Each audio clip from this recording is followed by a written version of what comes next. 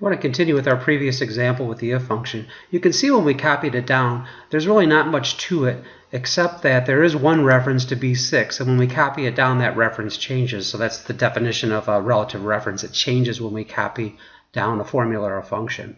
Now what I want to do this time is, instead of typing in a 7 here in our formula, you kind of want to avoid that situation where you type constant values into a formula or function. So what I did is I set up a reference called win threshold over here.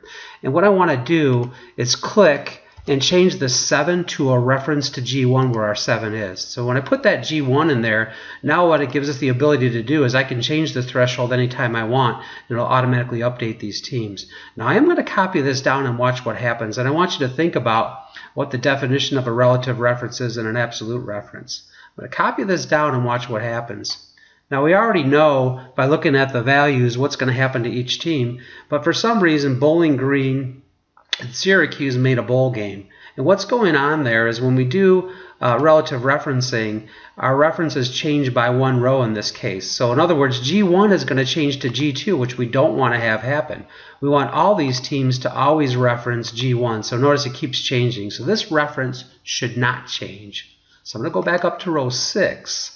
And I'm going to make the reference to G1 absolute. And the way you do that is you put a $sign in front of the column letter and after the column letter.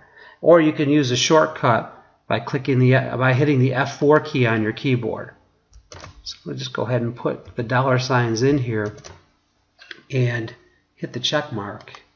And you can see Clemson goes to a bowl. We know that Bucknell and Oregon State should also go to a bowl game.